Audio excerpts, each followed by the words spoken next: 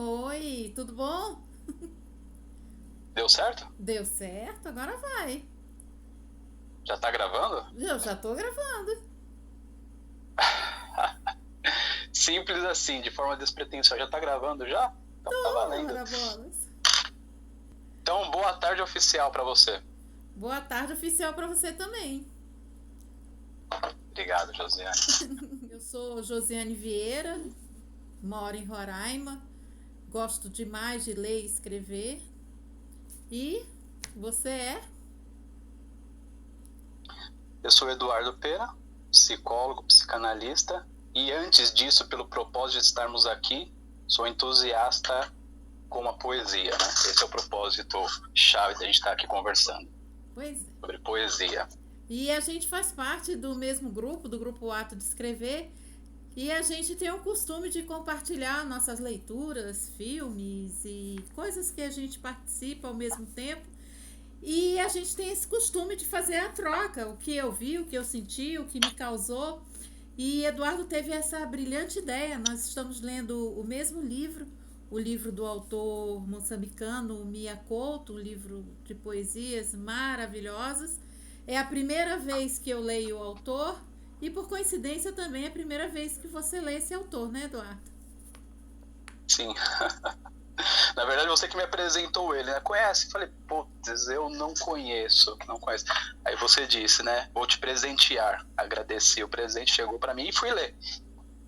Quando eu li a primeira página que eu abri, fui lá em um poema qualquer e peguei o poema Tristeza, que é o que a gente vai falar, né?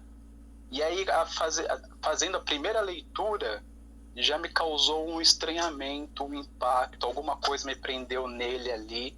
E eu comentei com você, né, com a Josiane, e falei, começamos a discutir de forma aberta, livre, né? E aí eu fui colocando o meu ponto de vista sobre o que eu tinha entendido sobre o poema, bem como ela foi colocando o dela, e a coisa foi abrindo, e ganhou uma dimensão super bacana nessa troca. E foi daí que surgiu, né, a ideia e a possibilidade de fazer uma troca sobre o que nos toca a poesia que a gente lê, que nós lemos, né? Então é um convite que inicialmente está fazendo aqui, com o propósito de posteriormente a Josiane, que é uma das coordenadoras do grupo, né, de ver a intenção de colocar no grupo, né, fazer outras vezes, se for suscetível e bacana. Isso. É por aí. Você falou bem, a intenção é essa, né? Que a gente possa ampliar mais esse olhar que a gente está tendo.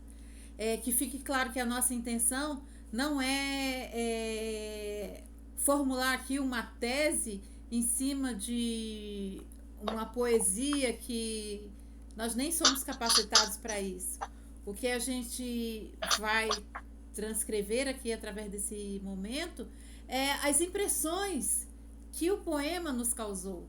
Nem eu estou tentando convencer Eduardo, nem Eduardo está tentando me convencer, e muito menos nós queremos convencer a quem estiver nos assistindo. A gente só quer ampliar essa visão, essa maravilha que é Mia Couto, que ele no poema de uma, duas, três, quatro, de 4 versos, 2 estrofes, e ele fez a gente passar quase o dia inteiro vendo novas possibilidades. Cada vez que a gente lia, cada vez que a gente interagia, novas possibilidades surgiam. Página 147, Edu. E assim eu queria aproveitar Certo. essa sua voz maravilhosa.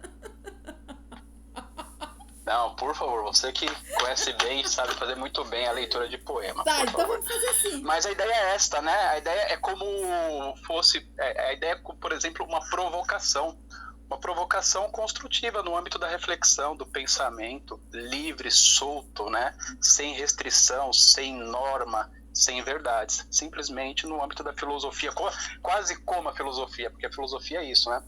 É colocar, instigar, provocar uma reflexão. E para onde ela vai, nós só sabemos na troca, no diálogo, né? Com Você quer ler o certeza. poema então, por favor? Ah, vamos fazer assim, vamos dividir as estrofes. Eu leio a primeira, você lê a segunda. Pode ser? Tá bom, pode ser. Então tá bom. Pode ser. O poema, o nome do poema, como o Eduardo já disse, é Tristeza. E Mia Couto escreve assim: A minha tristeza não é a do lavrador sem terra. A minha tristeza é a do astrônomo cego. Nada mais justo que você começar as suas impressões. Bom, as minhas impressões começou pelo âmbito de ser um poema tão curto, né? 4 linhas de escrita aqui e me mobilizar. A primeira coisa é que eu comecei fazendo uma crítica ao poeta. É como assim que o autor me distingue e me define o que é a tristeza? Não, tristeza é tristeza. A minha tristeza é uma, a sua tristeza é outra. São tristezas. E é a partir desta pergunta que me fiz, comecei a pensar. Bom, deixa eu ver de que tristeza esse autor está falando. E aí eu fui ler de novo, fui lendo, fui abrindo, né? E num primeiro momento, o que eu pensei em relação à tristeza, eu falei, bom, a tristeza que o Miyakoto está colocando aqui, né? Quando ele aponta para o astrônomo, eu falei, nossa, isso aqui é de uma profundidade gigantesca. Então eu fui distinguir a tristeza, o que seria, talvez, ao meu ver, na minha concepção, a tristeza do astrônomo em relação à tristeza do labrador. E eu coloquei para Josiane que a tristeza do labrador, no meu ponto de vista, era uma tristeza estacional. De que eu estava querendo dizer para ela? A tristeza do lavrador, ela é clara, ela é objetivo, ela é palpável, né? O sujeito, ele tem, né, durante o decorrer do ano, tem períodos sazonais em que ele manuseia a terra, em que ele planta, que ele colhe. Fora este período, a tristeza do lavrador, ele espera algo, né? Então, de forma sazonal. Então, eu coloquei para Josiane, olha, Josiane, para mim me parece que a tristeza dele é muito clara. Já a tristeza do astrônomo foge isso, transcende isso. E de que tristeza o Miyakoto está falando quando ele aponta que a tristeza dele é como a do astrônomo? E aí eu fui pensar, eu falei, poxa, qual que é o objeto de trabalho, de desejo, de estudo do astrônomo? Se não os astros, né? Se não o espaço. E aí aqui foi o ponto que me pegou, quando ele coloca, a minha tristeza é a do astrônomo cego. E aí eu coloquei, bom, então a tristeza do astrônomo é uma tristeza de uma infinitude. Não dá nem para mensurá-la, se eu for pensar na amplitude do que é, né, o espaço, qual que é o objeto dele de estudo, etc e tal. Então eu comecei a costurar por aí. E aí a Josiane veio trazer o ponto de vista dela, né? E aí pode colocar, Josiane, por favor, como que você tinha colocado. Ou, claro, não vai ser igual, né? Vai ser uma outra forma, mais próxima, talvez. Mas a vertente é a mesma, né? Eu achei demais assim essa colocação do Eduardo e concordo nesse ponto, né? Como é que você mensura a dor? Não tem como mensurar a dor. Dor é dor. O que vai dar dimensão a ela é o próprio indivíduo, é a maneira. Eu posso passar pela mesma situação de uma pessoa próxima a mim e mim doer menos do que nela. Depende no meu entender, né? Tô conversando com um psicólogo, é uma coisa muito perigosa a gente falar besteira, mas vamos lá. Não, espaço. Não tem profissional aqui, tem duas pessoas trocando seus saberes e as suas impressões. Então vamos lá. No meu entender, é essa questão. Depende de como eu percebo aquilo ali, da minha vivência, enfim. E aí ainda me veio uma ideia mais simples, né? O lavrador, ele tem o conhecimento empírico, o senso comum. Ele não precisa, vamos dizer assim, do estudo que um astrônomo tem. Então me vem aquela situação, dói menos, talvez doa menos, a gente conhecer menos coisas. Quando a gente tem mais conhecimento sobre determinadas situações, mais a gente sofre diante de uma situação que a nós está parecendo ser negativa. Então, por isso, talvez a dimensão infinita da tristeza. Se eu sei mais, se eu tenho mais conhecimento, eu sofro mais diante da inocência. A falta de conhecimento no sentido de inocência. do que aquele que é inocente diante daquela mesma situação. Pronto? Eu segui o seu raciocínio e acho que ele é pertinente e, como a gente falou, não tem certo, não tem errado, né? Tem as impressões. E é bem como Sócrates coloca, né? É abrir para pensar. Não tem sofismo aqui, não tem vender, né, e comprar a verdade. Isso. Vender isso. Mas nesse sentido, José, eu penso, né, em relação ao lavrador, que ambas situações, ambas tristezas, estamos falando de um processo de luto. Ou melhor, podemos olhar como um processo de luto, né? E o luto, ele é de uma ordem para ambas situações da perda, né, de um objeto. De um objeto, ou seja, quero dizer com isso, que o enlutado, o sujeito que está em luto, ele sabe exatamente o que ele perdeu. Certo? Vamos dizer que isso faz parte da natureza humana e a gente vivencia, experiencia isso a todo momento. Você não necessariamente precisa de uma situação de morte, né, para experienciar o luto. Quando nós encerrarmos isso aqui, essa nossa troca, pode ser uma experiência de luto, né? Porque alguma coisa ali se distanciou, que é a relação de objeto, né, e de troca. É um processo de luto, né? Então, assim, vou colocar até um ponto aqui meio que conceitual. O próprio Freud, ele coloca isso. Um texto que ele escreveu em 1915, chama Luto e Melancolia. Então, ele vai fazer uma distinção do que é o luto, pertinente, natural, vamos dizer assim, dentro de uma via esperada, né? E o que é a melancolia, que estaria mais na ordem da patologia.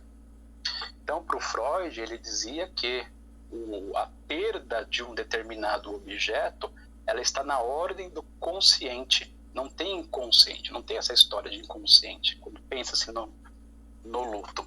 Então, me parece um pouco que é pelo que o lavrador, porque o objeto do lavrador está identificado, né? É isto que eu perdi.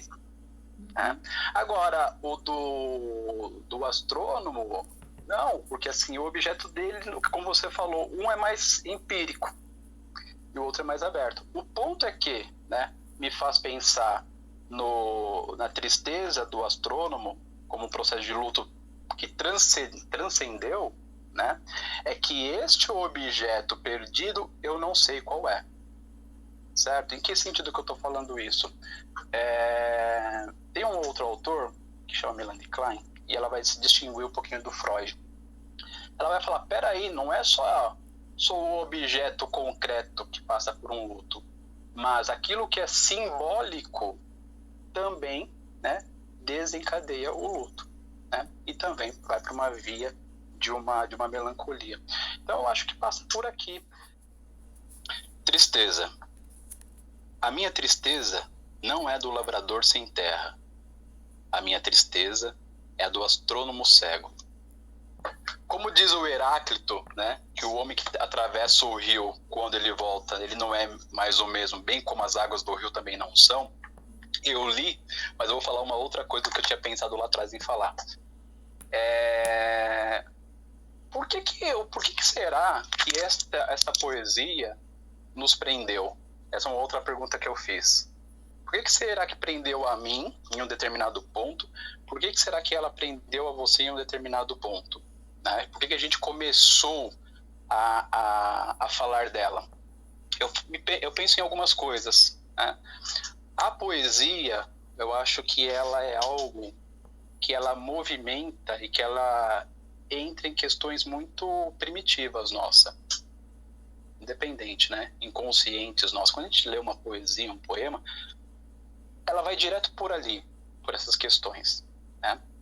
E isso nos suscita angústia, muitas das vezes, porque a poesia ela não só cruza pelo belo, que belo, né? Antes de ser transformada em belo, é como o processo de uma largata, né? Que ela pega até ela virar uma borboleta, tem um processo ali de transformação, de metamorfose. Tem que codificar, tem que entender, tem que ler, tem que reler, tem que sentir, né? Então, assim, eu não vejo a poesia como um mar de rosas, ele é um mar. E o que eu vou encontrar nesse mar depende muito da poesia, da condição que eu estou e como eu estou pro momento. Mas, enfim, eu pensei que o que nos fez passar a ler a poesia, e vamos trocar, são as nossas angústias. Eu com a minha, você com a sua, né? E o que seria a angústia para a gente voltar a começar a ler o poema, a poesia, né? A angústia, só para fazer um esclarecimento rápido, a angústia todos nós temos, todos nós sofremos dela, mas ela é uma representação de algo somada ao afeto, certo? Quando nós temos alguma questão que a gente não tem a condição de elaborar este afeto, existe um mecanismo que chama recalque do aparelho mental. Então vem um recalque, afasta esse afeto da representação, ou seja, afasta a ideia da representação do afeto, e aí a gente fica angustiado. O que a gente tenta fazer, né, para sair dessa situação? Costurar, ou seja, fazer uma ligação novamente do afeto com uma determinada representação. Então, acho que é um pouco disso. Quando a gente lê, eu vou ler de novo, eu vou ler, agora lê você, agora lê eu, agora lê. O que está acontecendo é, a gente está pegando um determinado afeto, né, que foi reprimido, que é de uma ordem da angústia, e a gente está tentando fazer conexões novamente. Vamos tentar conectar? Vamos tentar achar a resposta? Vamos pensar. Então, o que a gente está falando aqui e traduzindo, estamos tentando, na verdade, traduzir nossas angústias, né? Sim. Então, eu acho que passa por aqui também. E isso é benefício, né? É benéfico, né? Nos enriquece. É um processo que a gente vai passar para degustá-lo, né? É necessário senti-lo e uma construção posteriormente. Sim. O que você acha, Josiane? Pois é, você coloca a sua questão dentro do seu conhecimento da psicanálise. E eu já falo de uma maneira, talvez a mesma coisa que você, ou a partir do entendimento que eu tive do que você diz, eu já vou colocar na minha visão de leitora. Por que esse poema me chamou tanta atenção? Primeiro, o título, Tristeza. Essa palavra tristeza, eu acho que ela é uma companhia constante na vida de qualquer um. Talvez até acentuado pelo esse momento de isolamento social que a gente está vivendo.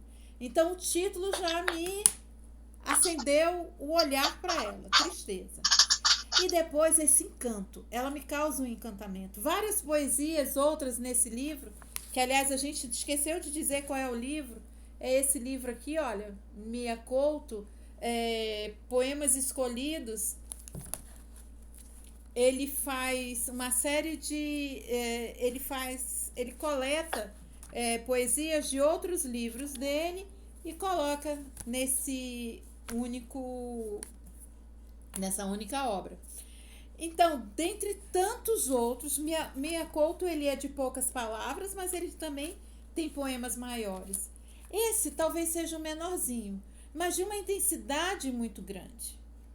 Talvez pela fala, por esse tema tão sensível e por essa coisa que infelizmente atrai o ser humano. Você falar de alegria não é tão atrativo, talvez, do que se você falar de tristeza. Já visto os nossos telejornais, né?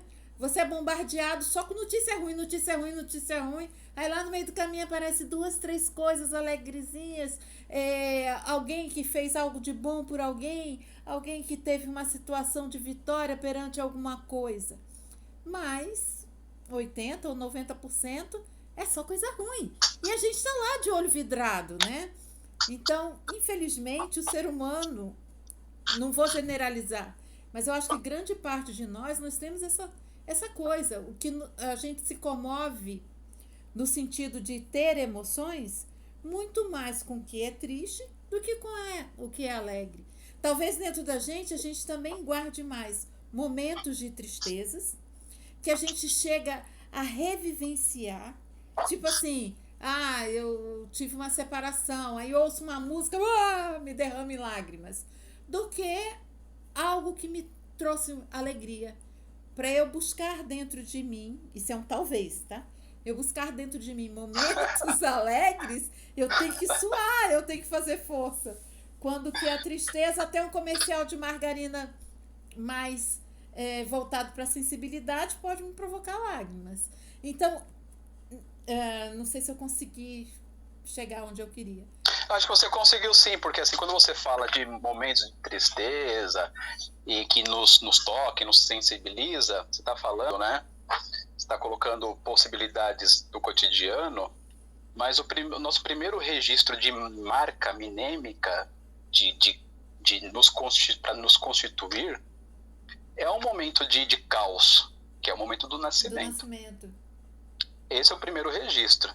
E aí depois a gente vai, né, articulando e construindo todo aquele prazer que nós vivenciamos no processo de gestação. Então, os nossos registros, ele passa obrigatoriamente por uma marca, né, uma marca de caos, que é um registro psíquico que nós temos internalizado. Né? Então, quando a gente passa por uma situação, problema, seja ela qual for, a tendência é que nós possamos resgatar em nós aqueles objetos ou aquelas situações, né, que nós internalizamos como boas. É lá que eu vou buscar recurso. O ponto é que, se eu for buscar internamente algum recurso para lidar com uma determinada angústia e eu não o encontro, e não o encontro por quê? Porque não o tenho, ou se tenho, né, ele não é muito bem estruturado pela condição das experiências que tive ao longo da vida, aí tem uma situação, problema. Né? Então, uma tendência é a gente passa por uma situação X, Y, Z, e aí como que eu lido com isto, né? Com esta angústia?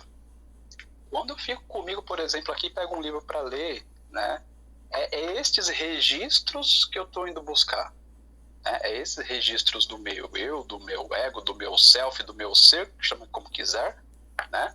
Que eu vou buscar para lidar. Então a gente tem recursos internos. O ponto é que, qual a qualidade desses recursos internos quando nós vamos buscá-lo? E às vezes até mesmo para ler uma poesia, né? Quando que eu falei da questão da angústia, a gente vai buscar esses registros para tentar fazer essa ligação do afeto que foi recalcado com a representação que ficou, porque o que ocorre é isso na relação na angústia, temos uma representação somado a um afeto, uma não elaboração, vem um processo chamado recalque, retira este afeto, ficamos com a representação e ficamos na angústia. O tempo todo estamos tentando fazer uma ligação novamente com ele. Quando a poeta escreve, ou poeta escreve, não é diferente. É por aí que está passando a coisa. Quando eu sonho, quando a pessoa sonha, até mesmo um pesadelo, o que está ocorrendo no processo mental, né, é uma tentativa de ligar novamente aquele afeto que foi deslocado, separado, com uma determinada representação. Né, ocorre por aí. Tem um outro autor que chama, de muito cacife, que é o Lacan, que esse cara vai falar, esse psicanalista vai dizer o seguinte, ele vai falar que o inconsciente ele é estruturado por linguagem, né, um pouco diferente do Freud, enfim. E ele vai falar de alguns registros que nós temos, né, e ele vai chamar isso de nó borromeano. Ele vai falar que temos 3 registros necessários na articulação da linguagem, que necessariamente eles têm que estar ligados. E quando existe uma perda de um desses registros, nós temos uma situação problema. Então, por exemplo, ele fala do sem sentido. Primeiros registros, para deixar claro, ele fala de um registro chamado real, né? Que é de um indizível, aquilo que eu não sei dizer sobre, que seria da ordem da angústia. Ele fala do imaginário, que é uma certeza. Então, tudo aquilo que eu imagino é de uma ordem de uma certeza. E ele fala do simbólico, que é a possibilidade de eu abrir, de eu pensar, de eu expandir. Né? Então, ele fala do real, simbólico e imaginário. E aí ele fala que um registro, que é o sem sentido, seria, né, o registro somado, o registro do simbólico mais o imaginário, e eledido, perdido o real. Nós teríamos o registro da paixão. Não vou falar dos demais, vou falar só desse. Da paixão, né? Que seria o do Miyakoto, né? O registro da paixão. Qual paixão? Né? É a condição do astrônomo. A paixão sobre esse objeto perdido. A gente volta fala do luto, a gente fala da melancolia, né? Então, por exemplo, quando a gente está articulando essa troca aqui, né? Então a gente tem assim um significado antecedido por um significante, um significado, um significante, um significado, um significante, nesta linguagem, nessa troca, né? Mas no intervalo disto, neste buraco, existe um real. Quando eu leio, possivelmente, eu sou capturado por este real, que é o que me falta, e aí começa todo esse processo, entende? Então Passa por aí. Então, deixa eu te falar. Eu tenho uma frase que eu repito muito. Eu repito demais, porque eu creio nisso. Que a arte salva. Então, de alguma forma, também a poesia, ela é uma forma de cura. Tanto para quem escreve, quanto para quem lê. Porque se você tá dizendo que a gente vai encontrando maneiras de... Não de remendar, mas de fazer ligações entre essas imagens, entre essas linguagens, entre o que eu sou e o que o poeta diz. Então a poesia tem esse poder de cura. Não estou dizendo assim de cura absoluta, eu estou dizendo de diminuir essa angústia. Então talvez tenha sido por isso que esse poema tenha sido tão significativo e esteja gerando tantas outras possibilidades. O Freud fala que o poeta chegou primeiro que ele para falar do humano e do inconsciente dele. Eu já vi isso. Uhum. Então, não é ninguém mais, ninguém menos que o cara que fez tudo isso aí acontecer, né, que é o pai da psicanálise, que disse: o poeta chegou primeiro que eu. Claro, o Freud foi e organizou toda uma linha de raciocínio, né, e fundamentou isso, que o poeta joga, né, e nos captura. Então, gente, olha só, a gente está no caminho certo, a gente precisa ler mais, precisa escrever mais, para que a gente possa digerir, talvez digerir seja o termo, essas emoções que a gente traz guardadas dentro da gente, né? Nesse tipo de vida que a gente vem levando, onde muitas vezes a gente não se atém a pensamentos, a gente se atém a visões, a rápidas visões, e as coisas vão passando. É um excesso de informação. Então, que através desse vídeo que a gente está fazendo, dessa conversa que Eduardo e eu estamos tendo, que ela possa contaminar vocês também, para que esse olhar seja ampliado e valorizado. O olhar das pequenas coisas. Tem poemas aqui de 2 páginas lindíssimos, mas esse de alguma forma nos capturou com maior facilidade. Tô certa? Tô errada? Ontem eu escrevi. Não, eu acho que passa por aí. O poema, ele tem essa capacidade, assim, de nos levar para dentro de nós, né? E mexer com as nossas entranhas. Né? E quando ele mexe com as nossas entranhas, o que a gente vai encontrar lá? Cada um vai encontrar a sua questão, né? Ou pelo menos vai remexê-lo ali, né? Ontem, por exemplo, eu estava escrevi alguma coisa e a partir disto que eu havia escrito, escrevi uma segunda, né? Que a gente até trocou e você deu uma sugestão. Eu tinha escrito uma poesia. E a poesia, ela não chegou da forma que eu, que escrevi, pensei. A pessoa que leu, né, remeteu a ela alguma série de situações. Remeteu a pessoa.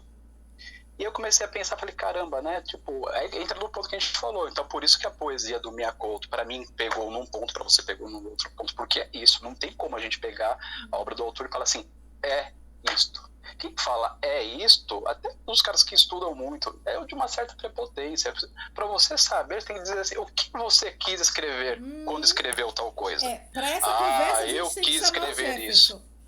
Eu e Jefferson, a gente comenta, para esse tipo de conversa, o que o poeta escreveu e o que ele disse. O que ele escreveu é fácil, as palavras estão ali registradas. Mas o que ele disse, nem sempre eu, como leitora, consigo captar aquilo na íntegra. Qual foi a intenção dele de escrita, né? E às vezes eu fantasio. Eu e Jefferson Lima é um escritor que também faz parte do grupo O Atos de Escrever, lido por mim, lido por Eduardo e por vários de nós. Um abraço para ele, que é um cara que escreve muito bem, é um poeta extremamente competente. Demais, demais, demais. E Jefferson, a gente debate muito em relação a isso, né? Poxa vida. E como é bom quando o leitor ele expõe a ideia dele e às vezes ele acende a nossa. Poxa, eu escrevi sobre isso e nem percebi, né? Então tem toda essa vertente, né, Eduardo? E você que... Eu pensei no ponto da cura, quando você tinha falado sobre a cura, né? Então, posteriormente, o que eu escrevi foi o seguinte: morre o poeta quando a poesia fere ao invés de curar e dar asas para voar, né? Ou seja, volto nesse ponto que a gente está trocando aqui, né? A poesia, ela é de quem lê, ela deixa de ser do poeta, ela deixa de ser quem escreveu, é de quem lê. E vai ser de quem a lê porque, talvez, no meu ponto de vista, passa por esse ponto, né? Cada um vai lendo, e ela vai encaixar exatamente onde me falta algo. E aonde me falta algo, né? Tá essa questão do real, tá essa questão da angústia, tá essa questão dos traumas, é ali que ela encaixa, né? E aí eu vou buscar recursos para lidar com isso. Algumas pessoas vão conseguir, outras pessoas não de primeiro momento. Vai ficar naquele marasmo, naquele tipo, não entendi, tal. Os mais esforçados, talvez. O Cláudio de Barros Filho, ele falando é um filósofo, né? As pessoas devem conhecê-lo, que é bem conhecido. Ele tá falando do processo dele enquanto ele estava estudando com Bourdieu, eu acho, e o professor dele, né, o orientador dele, tinha escrito uma frase em francês, e ele não entendeu a frase. E aí ele foi para casa, ele leu de novo, falou, mas eu não entendo. Pô, mas como que eu não entendo? Só que eu vou sentar aqui, né, vou sentar a bunda na cadeira e vou mastigar isso aqui até eu entendê-la. E ainda assim que ele sente, que ele mastigue, que ele tenta entender, talvez ele chegue. Porque, de fato, efetivamente, para dizer tal coisa, é só, do meu ponto de vista, é só quem escreveu para dizer assim, foi isto que eu pensei, foi por aqui, foi por ali. Mas, depois que nós escrevemos, né, nós já não temos mais autoridade sobre o que escreveu, porque passa a ser seu, passa a ser meu, passa a ser de quem leu, né? É verdade. E é por isso que os poetas não os enriquecem tanto. Eu joguei essa pergunta no grupo ontem e uma pessoa, ela me respondeu uma coisa muito interessante que não passou nem pelo meu pensamento, nem pelo teu. Ela disse assim, coitado do astrônomo cego, porque o lavrador, ele pode conseguir a terra, mas o cego dificilmente vai conseguir enxergar novamente. Eu achei assim, eu falei, meu Deus do céu, olha só outra visão para a mesma coisa e quanto é pesado isso aí. Realmente, né? O lavrador na simplicidade dele, que eu considero nesse quesito da simplicidade, ele pode vir a conseguir a terra. E o astrônomo cego, como é que ele vai reverter esse sentido? Né? Por isso que eu pegando esse gancho do que a moça disse, né? Que eu penso, né, que a dor do astrônomo é de uma ordem infinita, né? Porque não é possível, né? Não é possível. Então encontramos uma medição. E pensando no... Oi? Encontramos uma medição para a dor entre o lavrador e o astrônomo? Eu acho que talvez até sim, porque, né, o lavrador, ele tem um objeto dele ali muito claro, que é sazonal, né? Sei lá, é a terra. É a terra. Da terra. Sem a tá terra, ali, tá explícito, sem a terra, né? ele não come. E ainda assim, né?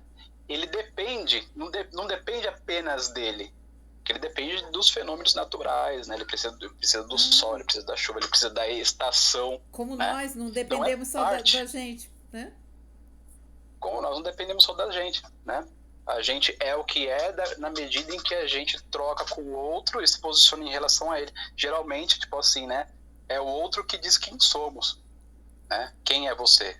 Eu posso dizer, mas assim, tendência é que a gente fala assim, tá, diga quem sou. É mais confortável do que eu procurar, né? Tentar me aventurar em mim mesmo. Muito legal, Eduardo. Eu acho que por hoje tá legal, né? Uma poesia Tá bom. de 2 estrofes e render uma conversa tão legal quanto essa. Eu espero que a gente consiga mais gente para participar desse nosso projeto, né? Que surgiu assim, meio de repente. As pessoas no grupo que eu sei que já leram o mesmo livro que a gente está lendo é o Nelson e a Patrícia Alvarenga, que mora no Pará. Ela ganhou da Clarice esse livro e ela também está lendo. Quem sabe eles não queiram colocar o posicionamento deles também ou falar de outras poesias. Não é verdade? O convite já está feito. O convite já está feito. E quem quiser participar, nós estamos prontos para isso. Outras, a gente está fazendo da forma mais simples. A gente está fazendo via WhatsApp. Então, não tem muita complicação. Não é verdade? Sem regra, sem cronograma sem dar ordem, que a Josiane ela é toda assim, né, certinha, tal. Tanto é que quando entrou a gravação, eu perguntei assim, tá gravando? Já? Tá gravando? Você falou, já tá gravando. Putz, então tá. Então boa tarde, né? Pronto, esse recado aí, o Jefferson, quando assistir, ele vai aplaudir, que ele diz, meu Deus do céu, tu é muito chata. Tá certo, Eduardo, agradeço demais a conversa. Mas a gente entende a necessidade da organização para algumas coisas, entende? A primeira delas, né, você tá onde? Você tá em São Paulo, eu tô aqui em Boa Vista, Roraima, então tem que haver algum tipo de organização. O mínimo, né, o mínimo, tá certo. Tá bom, Eduardo. Um beijo pra você. Muito obrigada. Obrigado pela troca. Achei bacana. Acho que passa por aí mesmo. Tipo assim, a possibilidade de fazer trocas de forma descompromissada, né? Tipo, simplesmente colocar o que a poesia nos toca, né? Ou nos faz pensar. E essa articulação, ela é sempre agregadora, né? Porque é uma via de mão dupla. Beijinho. Tchau, até a próxima. Beijo, um abraço. De bom. Tchau. Tchau.